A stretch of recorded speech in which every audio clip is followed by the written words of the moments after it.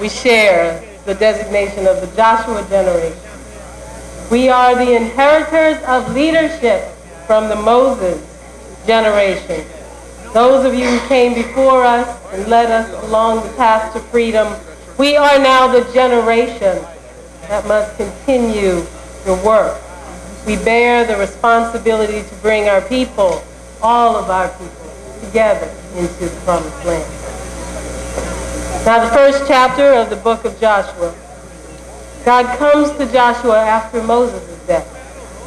And what had to be like every moment of death for a leader to be a moment of anxiety and uncertainty, God spoke and he said to Joshua, every place that the sole of your foot shall tread upon, that have I given unto you. God goes further to remind Joshua in verse 5, as I was with Moses, so I shall be with thee. I will not fail thee. I will not forsake thee. And in verse 6 he says, be strong and be of good courage. Be not afraid, neither be thou dismayed, for the Lord thy God is with thee. I've been given so many blessings in my life and had many occasions, large and small, including this morning, to take a moment to say thank you to the Lord. Today I am grateful beyond words for allowing me to be at such a sanctified, holy, and historic place. I'm also grateful to God for writing the words I just spoke, because if you have to come behind Congressman John Lewis, it's important to get all the help that you can get. But really the words God spoke to Joshua are an illustration of what people of my generation feel, particularly on occasions like today. The words reflect the great pride and inspiration we feel thinking about leaders who sacrifice so much for us. They understand the great responsibility of carrying a torch and speak to the doubts that anyone would have about living up to examples, Mr. Lewis, that have been set by those who went before us. And they assure us of something that is important above all things, Reverend Sharkey, that we are not alone in this struggle. You see, when God says, every place that the sole of your foot shall tread upon, I believe that has a special meaning today. So I want to talk about walk. This is a day for walking. It's a beautiful day for walking. And I want to reflect on some of the places I've walked, because I think it's important for all of us to realize our history. I was just 3 years old living in New Orleans when people gathered here in Selma to stand up for my rights. As they were standing across the bridge, I was just learning to walk. Coming back here to retrace that walk, those steps, reminds me that every place my foot treads upon is a place that people like John Lewis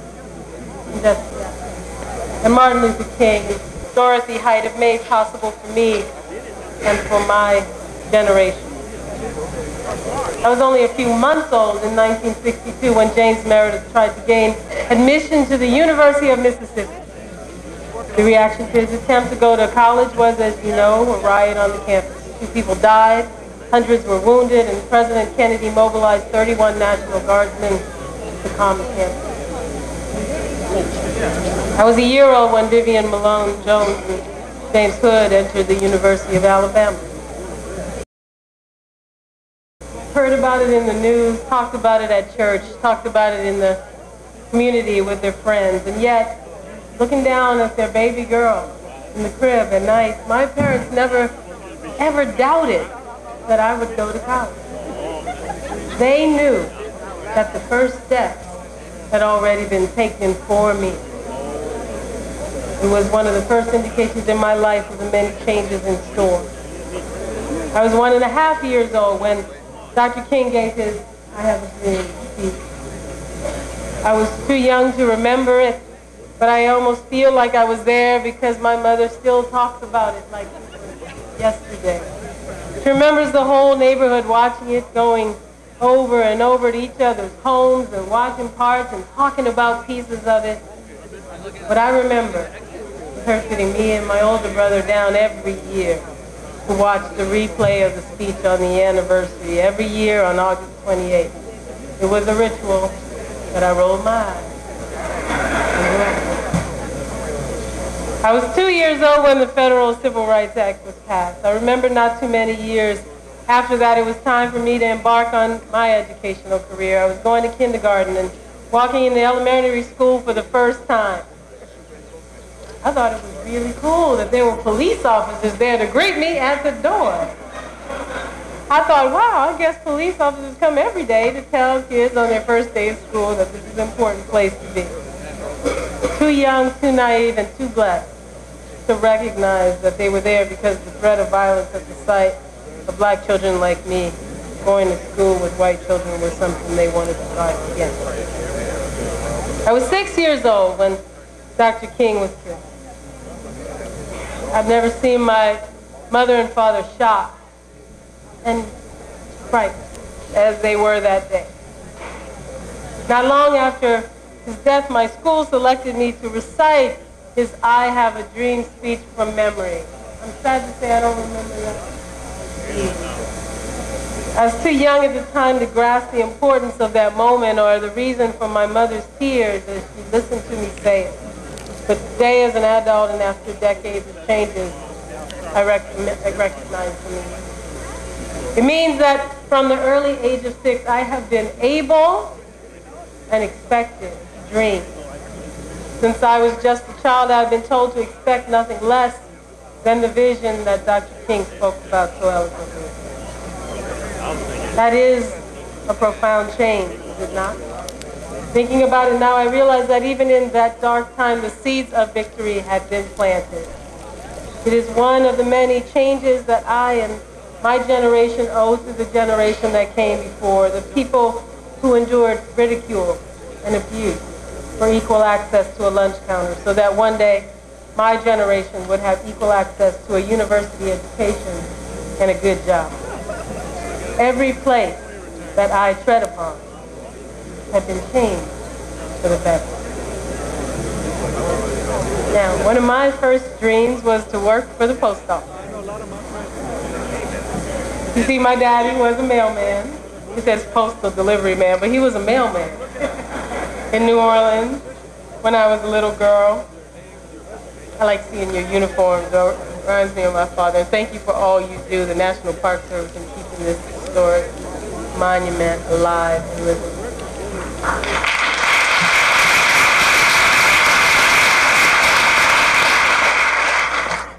And many of you know that one of the reasons he was a mailman was because that was one of the few good jobs that a black man could get in the South. My father fought in World War II. He could have been a Pullman porter. He chose the post office, and he came back and he took a job and he supported his family.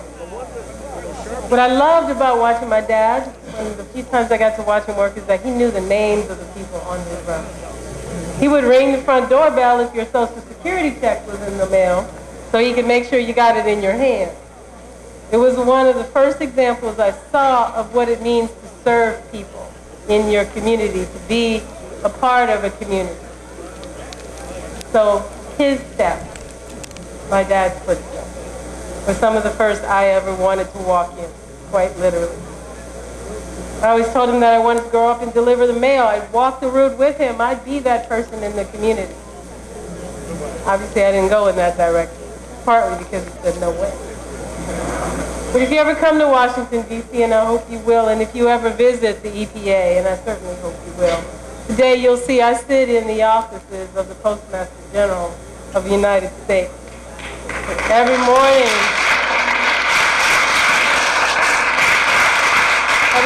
I walk past the seal of the U.S. Postal Service, and I think about my dad and what he taught me about service.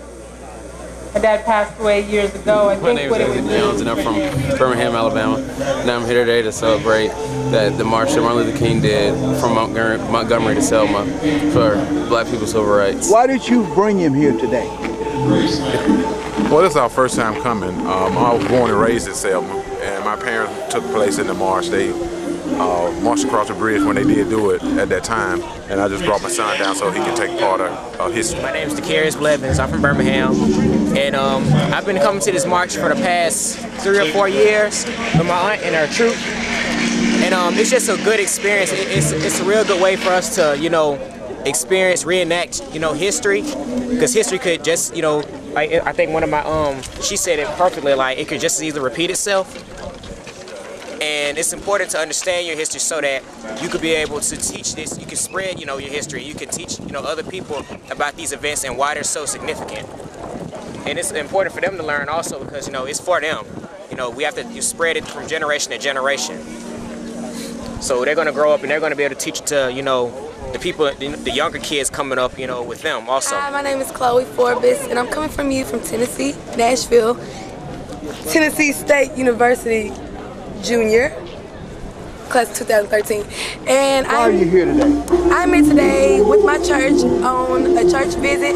Actually, Rip Patton, which was one of the Freedom Riders, attends Lee Chapel AME Church in Nashville, Tennessee, where Reverend Edward Lee Thompson is my pastor. And so we all decided to take a youth trip for the people of the youth choirs and the YPD, the Young People's Division, to come and enjoy and learn about our history, because you can't read a book to get the full effect of being down here, where they marched, being here. And even though I am very upset that I did not get to go in, I'm upset I didn't get a program, but I can just feel the atmosphere of everyone being around marching. I can't wait to march. Got my shoes on, bought me some new shoes to march.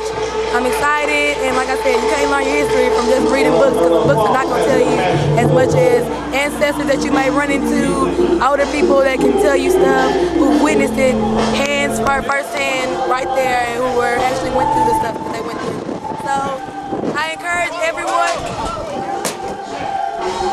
everyone, young and old, to relive your history, learn your history, teach your history, and that's all. Coming from TSU, Chloe Forbes. Go Blue! My name is Jamana Nelson. I'm from Birmingham, Alabama, and I'm here today to march across the Edmund Pettus Bridge. Happened when the people marched across the Edmund Pettus Bridge, and I think it's good to be here so you can learn all about your history.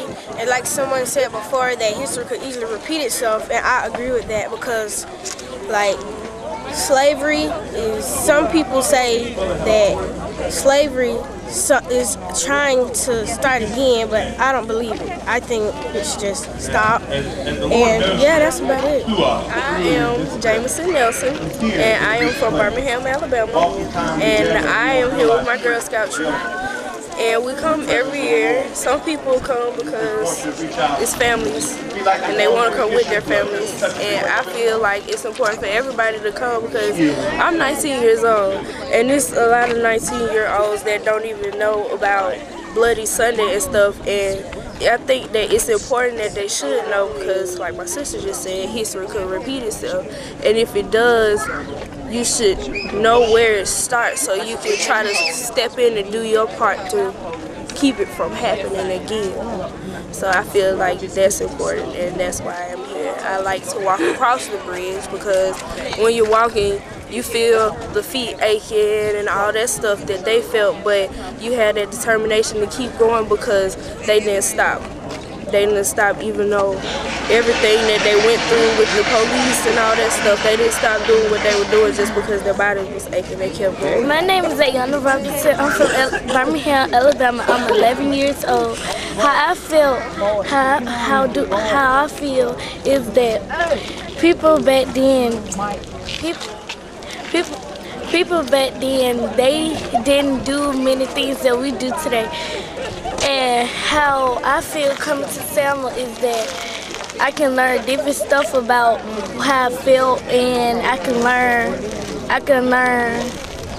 what happened back then and where. And I want to walk across the bridge because I want to see how I feel, and I want to see how they felt when they was walking, and I want to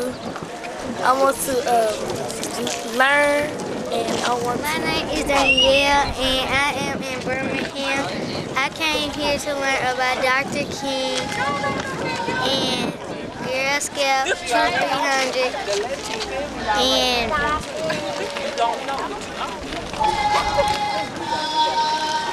walking walking on a bridge, and 4.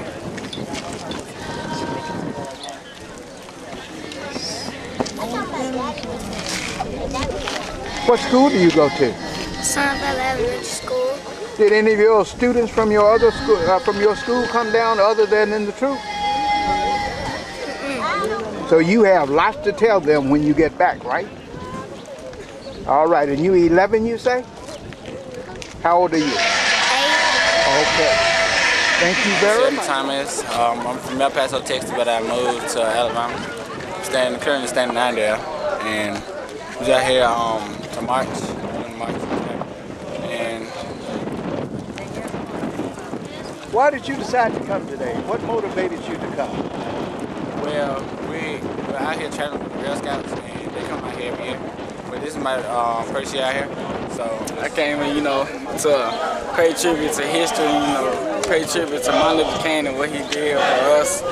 Even though we weren't around when all this happened, but we can still pay respects to him for what he did. My name is Thomas. I'm from Irondale, Alabama, and I'm here.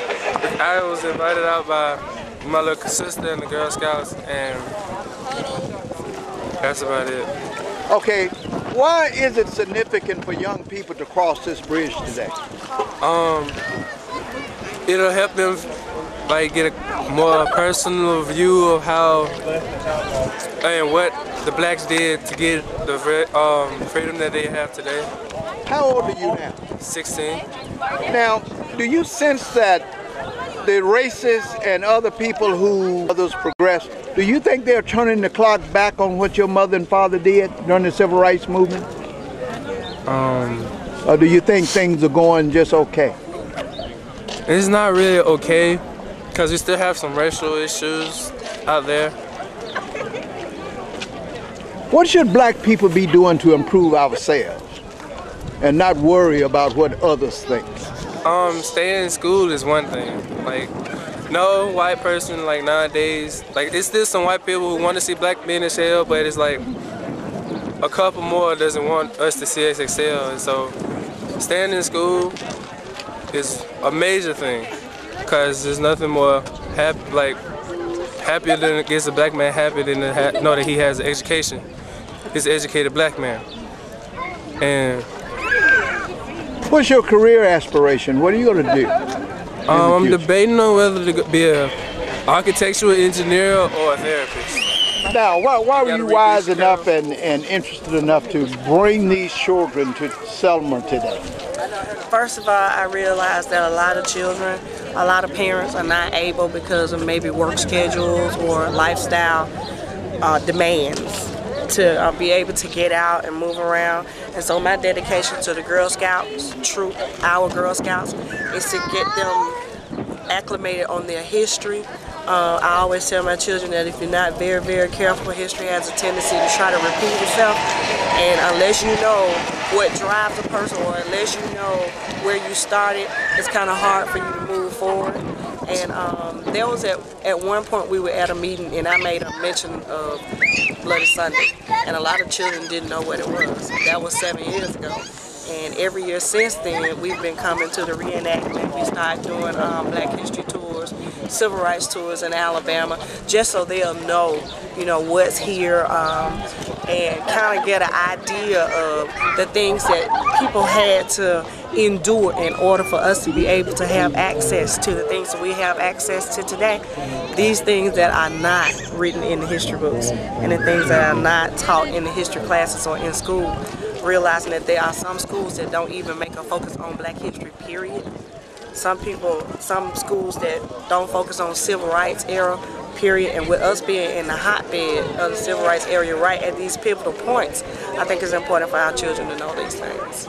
And with the way the things are going today in our society, this is almost essential, isn't it? It's almost essential, and we were having a discussion yesterday while we were in Montgomery, because society brings out so many issues. They give us so many issues, so many ideas, so many images that are not important, and then the images that are important, they're hidden, where you focusing on the things that are not important, and you got things going on behind you that's going to affect you adversely because you weren't paying attention to them. And so what I want them to do is get to a point where they will start to focus on the thing that's not so prominent and start to look at the little bitty things, the little small things, like the voting zone redistricting, the voting rights consortiums that's coming down right now, the new women's rights movements, the abortion acts, and all this kind of stuff. What I want them to do is take from here, when they look here and see the little bitty thing that started it all, I want them to go back, and instead of paying attention to all these other images that's out there, that's put there to distract them away from the important stuff, I want them to look and say, okay, that's okay. Then turn around and say, okay, here's something more important that I need to be focusing on. And I want them to put their attention on that, because I think that those are the things that's going to drive their future. Considering the fact that these are the future, they need to know what it is, because they're 20 years from now, it'll be too late for them to say, dog, when I started voting at 17 or 18 years old, I should have voted this way, or I should have registered to vote so it could have made a difference. Now, it's too late then.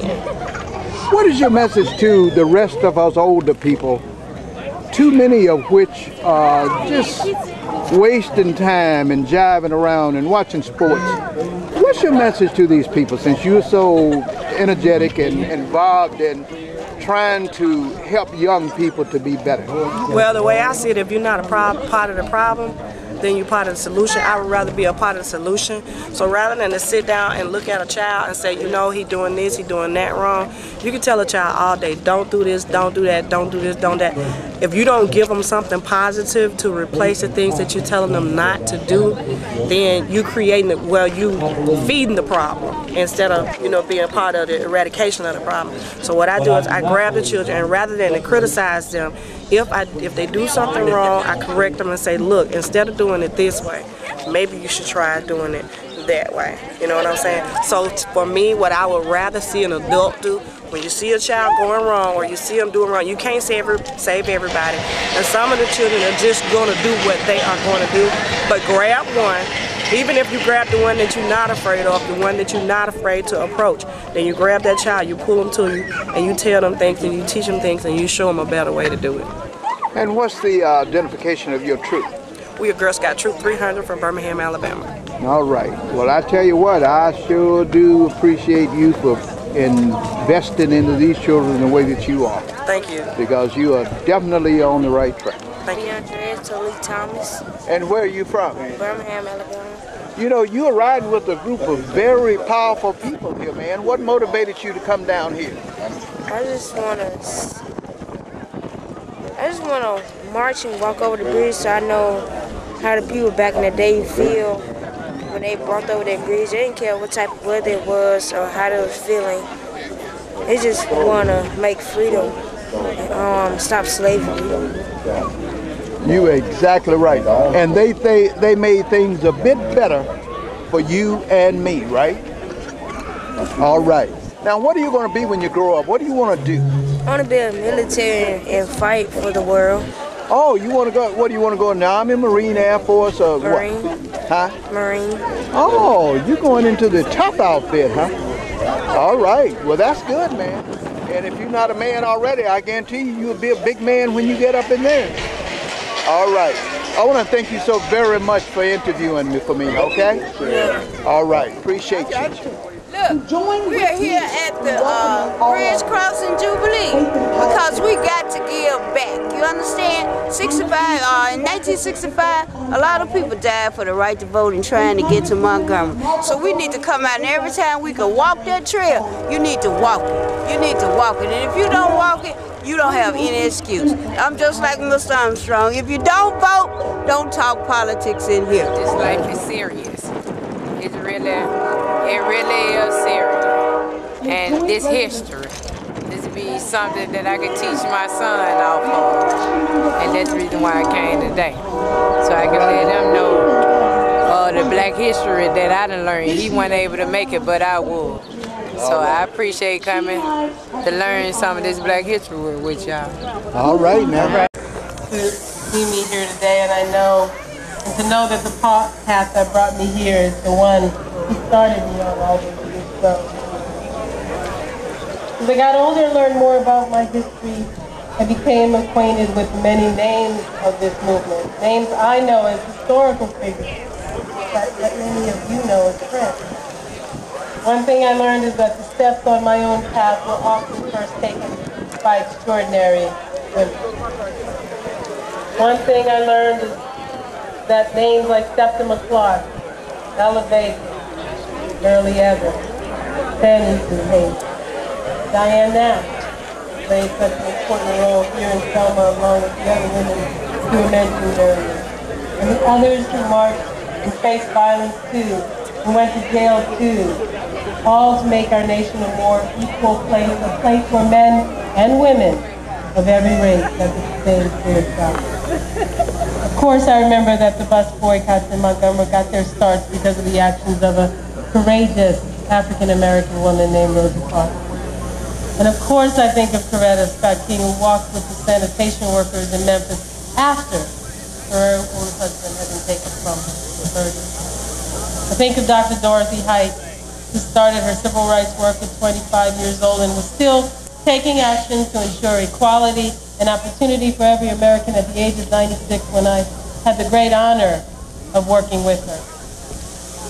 But I also think of my mother. That mother who endured Jim Crow laws, who was our family's strength, like so many black mothers are. When my father died of a heart attack, she was mother and father when he passed away.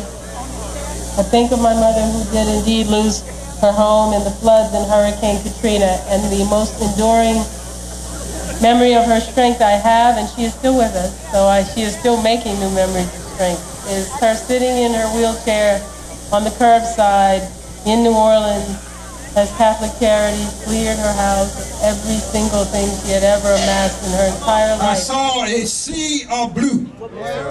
Blue helmets, blue state trooper uniform, parked parallel on each side of the highway, and across that highway was state troopers.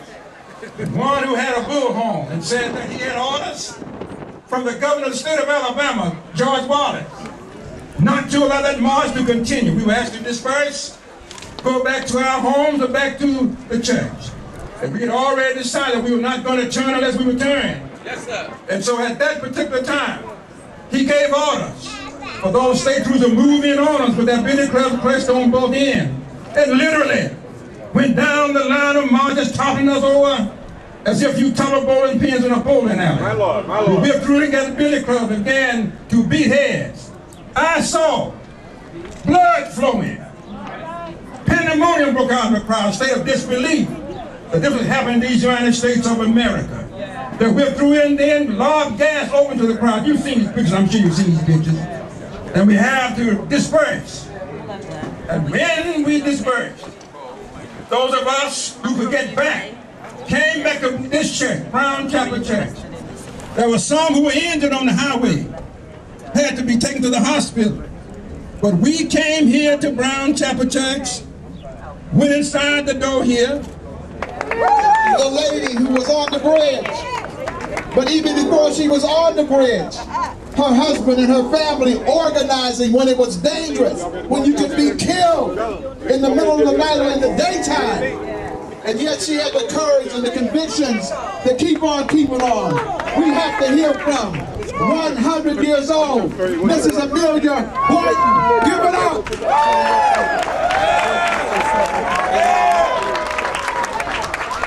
But before I say anything about crossing the bridge, I know many people here would have to go to their schools and they had no food to eat.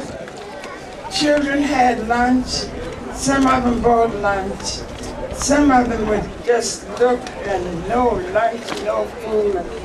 And you could see that there is no foreigner who has the purpose of being hungry. I went to the poor man's campaign, went to Washington, D.C. Went to Washington, D.C. and went also to the U.S. Department of Agriculture. When I went to the U.S. Department of Agriculture, I told them about the children who had nothing to eat, had to go to the lunchroom, and had to see the children, look at them, and yet they could not eat any food. And many of you know something about it because you too had to go to the lunchroom and had no food to eat. And I cried and spoke to the folk about it. And the gentleman whose name is Dick, and he said, I want to come to Tuskegee, to Selma. And I was looking out for the purpose of telling him that we were trying to get a home. Instead of that, he said, I want to go to the school. I took him down to East Selma School. He saw the children sitting next to people who were eating, this is from the first grade to about the third grade. Couldn't have anything to eat, just looking, smelling the food, seeing it, and unable to even eat a piece of bread. And the man's face looked at them and asked, why aren't you eating? I ain't got nothing to eat. When did you eat last? I ate last night. What did you eat last night? I had some milk and some bread. He said, feed every one of these children. And today, every child must eat when it goes to school in the morning. And my husband passed, and they were afraid. But Jim Clark said, all white men come to my office and be sworn in. And they were sworn in on Friday. On Friday, they came to the meeting. But on Monday, they were told, you were fired because you came to that S.W. Boynton's memorial. And today, they felt like a load had been falling off of their shoulder, and because of the fact that they couldn't go to their church in the evenings, and they said, I'm not a slave. I'm going to my church. I'll be buried in my grave and go home to my Lord and be free. Thank you. Thank you. Since we're here today to send a clear signal to the teacups, the tea cakes, and the teapot that we are going to cross Edmund Pettus Bridge. Same reason we crossed it 47 years ago. That we are still committed to voting rights, civil rights, workers' rights, and immigrant rights. It is immoral. It is immoral for a state like Alabama, after all of its history, to talk about we're going to put a label on immigrants. Our problem in this country is not immigration.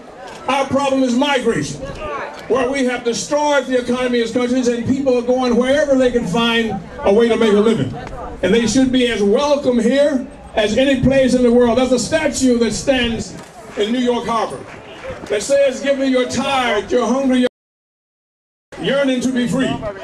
Great statue, great statement. They're just facing the wrong direction. It ought to be facing this hemisphere. And it ought to be facing Mexico and Uruguay and Argentina and Chile and Paraguay and Salvador. All those places where we have destroyed the capacity of people to make a living. We're going to march to indicate our compatibility with those people who fight for a way to make a living. We're going to march for workers' rights, so that workers in this nation, all across it, will know that they have a right to form and join their union to help them make a decent living and work. And if the Tea Party thinks that for 1 second voter suppression is going to overcome us, they got another thought coming. We're going to vote like we've never voted before. In precincts all across this country, there'll be so many black folks there that look like midnight. We are going to vote to make sure that they don't do what they hope they will do, make us stay at home so they can find out some way to get the current president out of office. He ain't going nowhere. We're going to keep him there as long as we can. So for all those who marched 47 years ago, for Dr. Martin Luther King and John Lewis and Jose Williams and all those who made a sacrifice so we could make progress, we still on the case. Let us never forget Jimmy Lee Jackson, who died and cause this march to have the symbolic impact that it has. We will march over the Edmund Pettus Bridge every single year, every 5 years, to send the clear message we still on the case. Commitment is not when you do what you want to do. Commitment is not when you do what you enjoy doing. Commitment is when you do what you must do in spite of great obstacles. It is so important that we be committed, because the people who walked across that bridge in 1965 were not walking because they enjoyed it. They were not walking because they wanted to. They were walking because they had to. Now we are under great attack on all fronts, on workers' rights, on education rights, on immigration rights, and on voting rights, and so many other ways. So we have to fight on all fronts. And we have to do what must be done. And one of the things I want to ask you to do, or two things I want to ask you to do to demonstrate your commitment. One of them is the National Voting Rights Museum is struggles to stay alive. In fact, Alabama New South had to raise $10,000 for them just to stay open. There are young about who with things around their neck, and it's an opportunity for you to give. Some of you may have put $1 in, but I want you to put enough in till it hurts.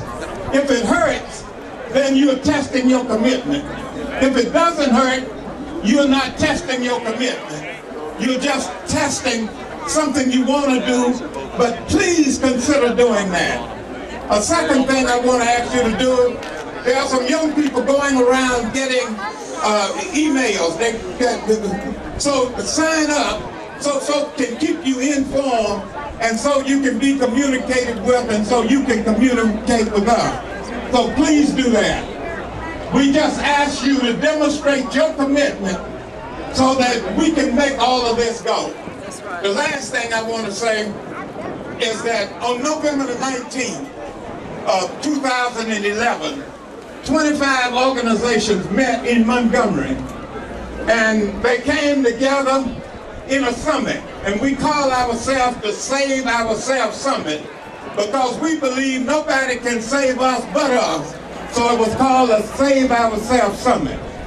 And out of that summit, there was a resolution passed that we would this time march from Selma to Montgomery. And the reason we decided we had to march is because some of us who have been in the legislature a long time, we've been able to stop bills, bad stuff. We've been able to pass some good stuff. But during that period of time, we couldn't even debate the bills. Every time they brought up a bill, at the same time they brought up a cloture petition, a petition to cut off debate. So you couldn't even talk about it. So we said we need to widen the arena that we fight in. Keep fighting in the legislature, but we needed to fight in the street. We needed to march from Selma to Montgomery. And we put out a call, national call, and so many organizations have been responded, not only here in Alabama, but they have responded across this country.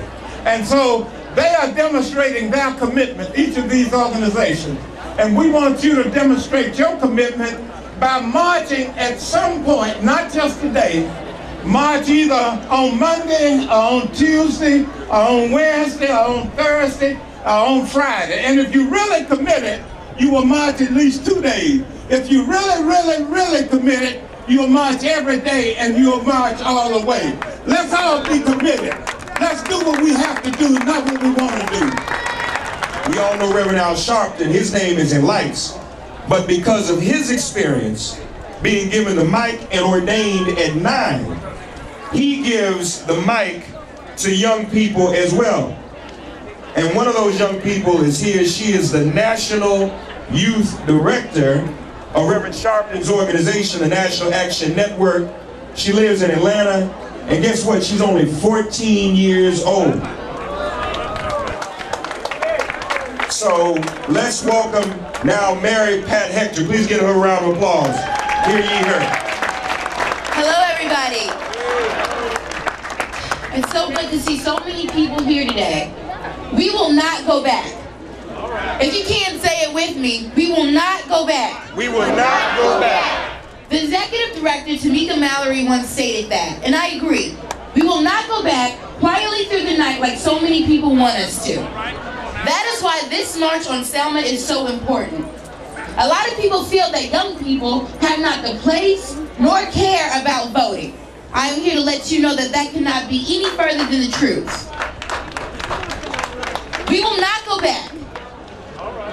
All right? I don't know about you, but I am tired of more victims than answers, more funerals than graduations, more guns on the streets than children, and even worse, guns on the streets in the hands of children. We will not go back. Talk about it, Mary. Now, I feel like there should not be any laws, decisions, or policies about us without us. That is why this march from Selma, Alabama is important, and I feel like each and every one of you parents, please educate your young people on voting and voting rights, because they are robbing us. And we as young people need to know that. So I encourage each and every one of you to get educated on voting, get more involved on the movement, and please, please, please do not let this march on Selma be your last march. I've come to talk to you in summary from the beginning about the link between Confederate organizations and militia groups to the Tea Party. Come on now. I'm going to start with a little bit of history. In 2000, the year 2000, fire rose to rage, led a struggle here in Selma to remove a statue of Nathan Bedford Forrest from public property. Nathan Bedford Forrest is the first Grand Wizard of the KKK. When we were successful, or they were successful, removing the statue from public property, an organization, and I wanted to say that that was also done under the leadership of the first black mayor of Selma, Mayor Perkins. When we were successful with this and the city council voted to move it, an organization was formed called the Friends of Forest. The co-founders of that organization is Pat Godwin, a Selman Confederate white supremacist, and the president of the now president of the Selma City Council, Say the name again. Cecil Williamson. That's right. That's right. When this occurred, we began doing research and we found ties to the 10th Commandment judge. Y'all remember that 10th Commandment judge in Alabama that refused to move, what was it, the 10 Commandments from the Alabama State House? Well, he is also a white supremacist and very close to Pat Godwin and Cecil Williamson. Guess what? Until recently, when he realized he could not succeed, he was going to have form a exploratory committee to run for president. He has been invited to speak all over the country at Tea Party events. I can't speak longer, but what I want to tell you is that there are ties of militia, I've documented it, of militias and Confederate groups to the Tea Party. I ask your help. Yeah. Please look around your community to find out what the Confederate groups and what the militias are doing. I would like for you and see if you can make a connection to the Tea Party. I would like for you to please email me at Connie Tucker 2011 gmail.com with any ties that you discover in your local community. Now, for Jubilee business, I want you to see the book that was done. The Jubilee Journal this year is done on men in the movement. Many of the foot soldiers and leaders of the voting rights movement and the civil rights movement are in this book. And many of them are here today. We encourage you to support the Jubilee by buying one of these books for $10. We will be located, I'll be back there, so give me a chance to get back there, on a table right up after Barack Obama. They want to take us back. The Confederates still live. Let's do something about it. Yes, I am only 26 years old, but I can think back to the melodious voice of Mahalia Jackson singing, "How I Got Over, How I Got Over." My soul looks back and wonder how I got over. We're asking ourselves this same question 47 years later as we prepare to cross over this bridge. I must remind you that although this is a commemorative march, let me let you know that most of us that are going the whole 54 miles are going on a funeral procession.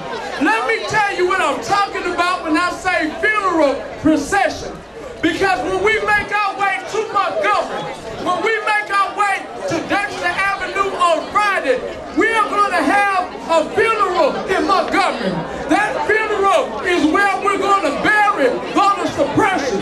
That funeral is where we're going to end discrimination against our immigrants coming into the United States of America. That funeral is going to bury this crippling educational system that is hurting our children. So we're going to walk together, children. Walk together, children. Right here in Selma, Alabama, and all over the nation. Walk together, children. Don't you get weary. There's a great camp meeting in the promised land.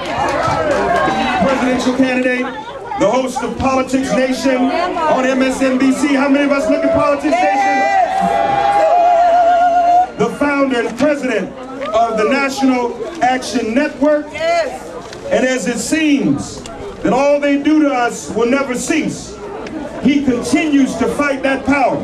For as long as we have no justice, he gives them no peace. The Reverend Al Sharpton. Are we ready to march? Yes, sir! Are we ready to march? Yes, sir! We are here today not only to remember the battles fought and won, but we have some battles right now. And we are going to stand up against voter ID, against biased immigration laws. So when we march across that bridge today, some of us are going to keep marching for the next 5 days to Montgomery. But we march because we are the heirs of great people.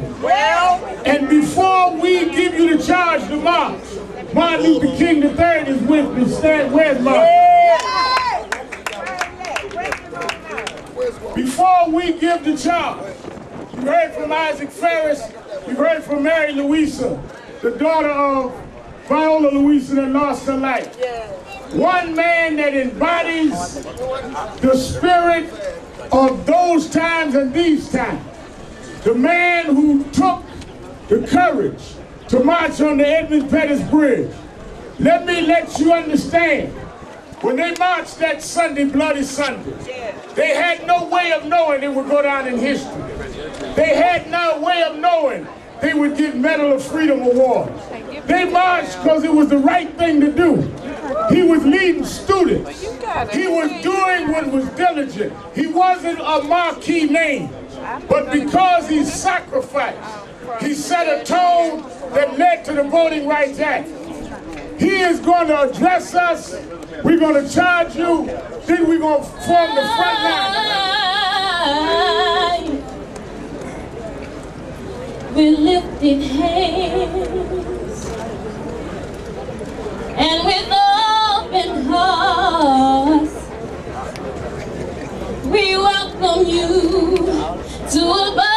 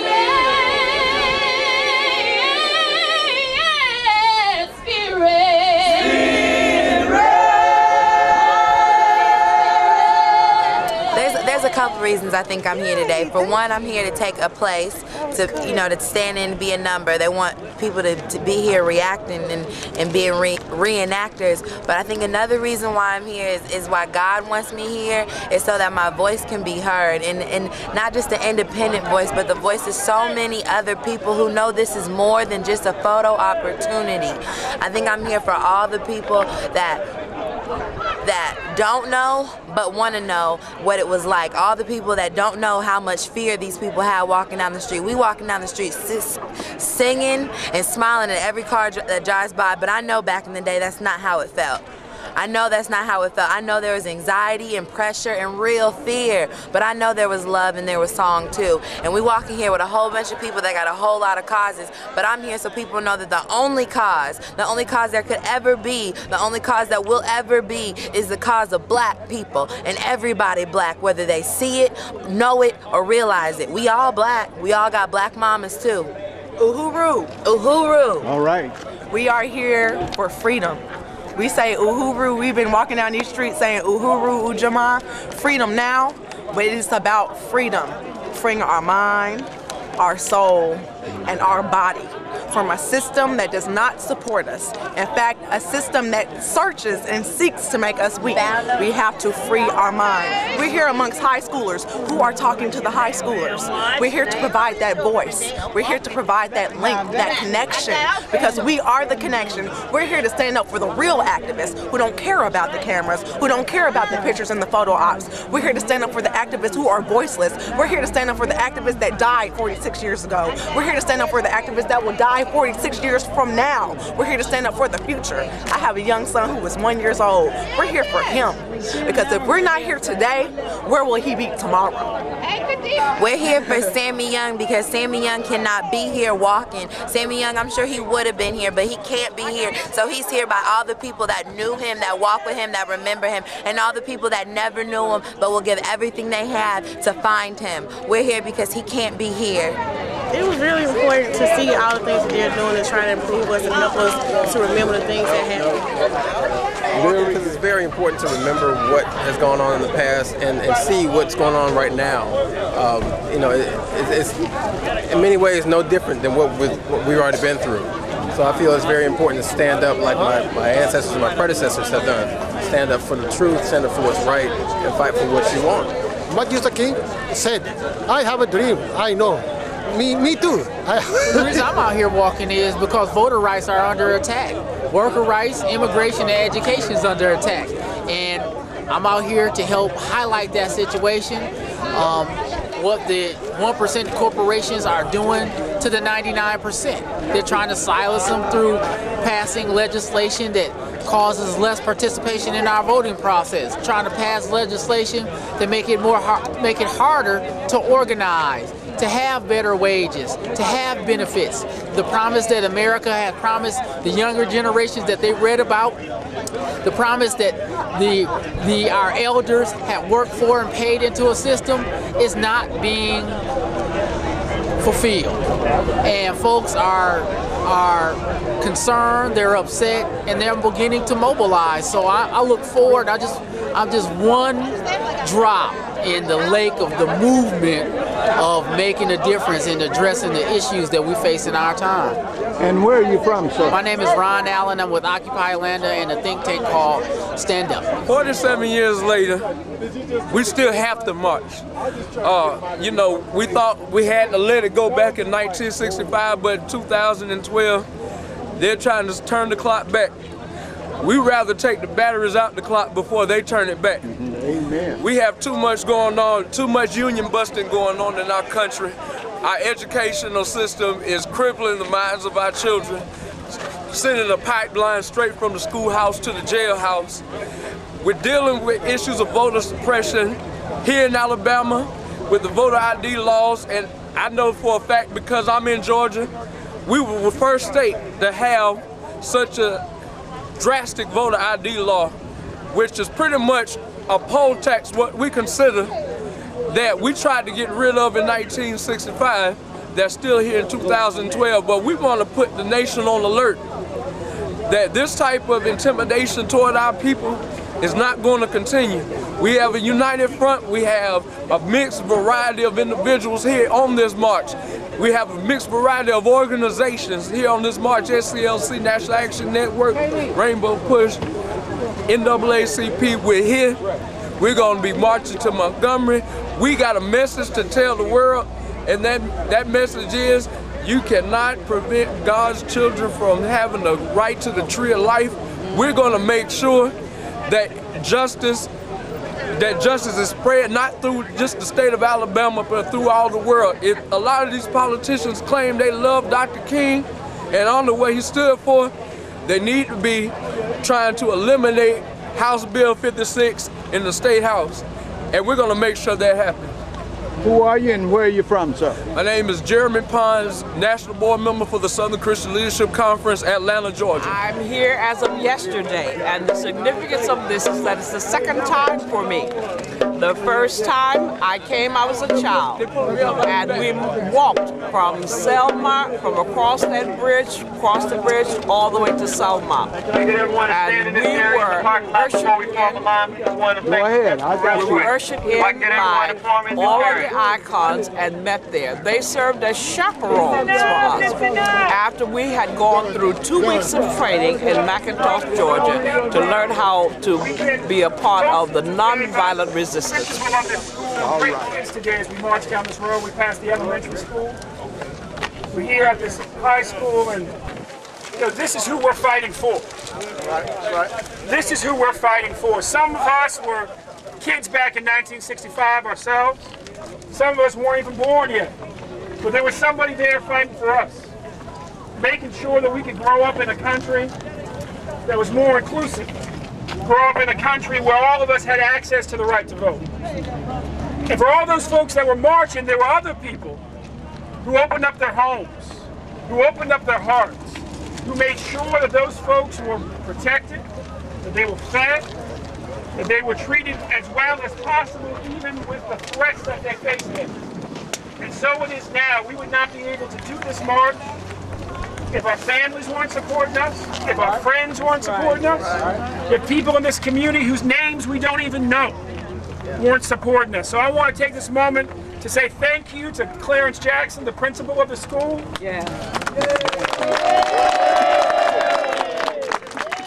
Thank you to his staff. You know, you go into his office, there's a Black Panther on the wall. Now, Flowers County, we know what that means. So it's good. Some other folks might just think there's a pretty cat on the wall. What it's good to see an upstanding principal training young people to be leaders today. So Principal Jackson, would you grace us by just saying a few words? Yeah, wonderful. First of all, let me thank all of you for stopping. You have really blessed us today. I'm glad because of what others might be born. That's why I'm here now as principal. So one thing I believe is that you can speak things into existence, and that's why a lot of us are here now. And as you go on your journey today, I'm speaking God's blessing on you, and that you know, victory is already won. Oh, yes. And so we just want to thank you for stopping here and blessing us, and gives us an opportunity to be served. All right, you two bow now. That's right. That's right.